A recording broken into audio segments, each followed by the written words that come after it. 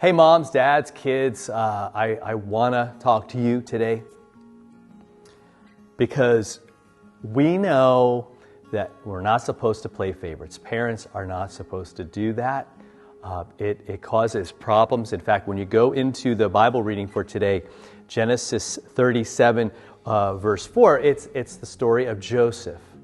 Maybe you remember him. What was the play? The Amazing Technicolor Dreamcoat.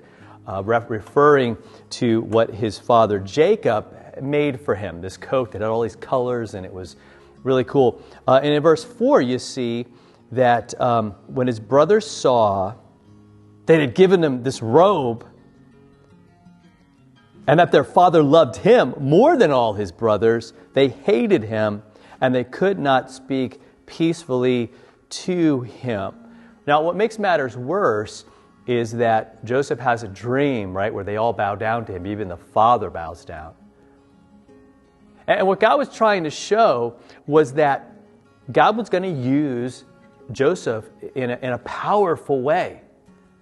And I encourage you to look at Genesis 37 and just keep reading.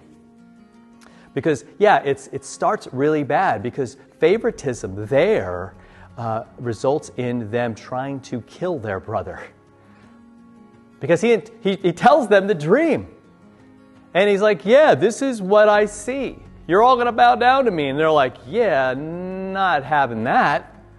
We're not feeling that. And so, right, they do all these things to try to, first they want to murder him, but they're like, nah, it's probably too extreme. So they sell him. He winds up in Egypt. He winds up being in a position of power so that when there's a severe famine, guess what? Joseph is able to help them. In fact, Joseph saves everybody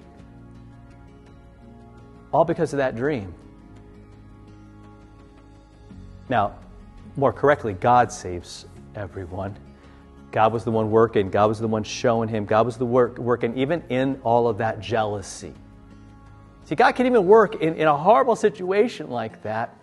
And as you look at the end of the story, it turns out so beautiful when Joseph is reunited with his brothers after all that they did to him. And he said, look, he says these words. He says, look, you guys meant to kill me. You meant it for evil, but God meant it for good. Imagine seeing life that way. Instead of, being offended and being upset and why this and why that, what if we said, like, well, God, what are you doing in my life? Like today, ask yourself that question. Take some time, get quiet, and ask him, Lord, what are you trying to do in my life? Instead of being jealous about what he's doing in other people's lives, and how they might be kind of moving up the ladder a little faster or getting ahead a little quicker than you, to say, look, God, help me to see what you're doing in my life, how you're blessing me, because we're missing that a lot of the time. Listen to this, like, God has blessed us like in an amazing way. None of us deserved for him to show his love to us. None of us deserved for him to send Jesus to die for us. None of us did, but yet he did that for us. And so that's how we stand together. That's what we have in common, that we have a God who loves us, who gave everything to give us life, to forgive us, and to give us even heaven and eternal life.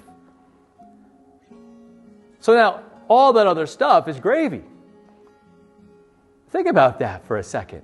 How cool is that? And so God's going to use us in all the different things we have, all the different talents and abilities to go and to do and to see life how Joseph did.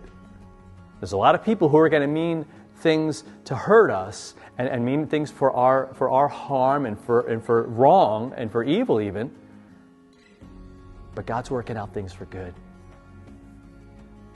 So let's look at that way and say, God, what good are you going to do through me in my life or because of me?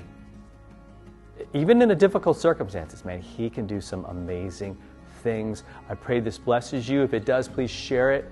Subscribe to this channel, and we'll talk to you next time for another follow-through.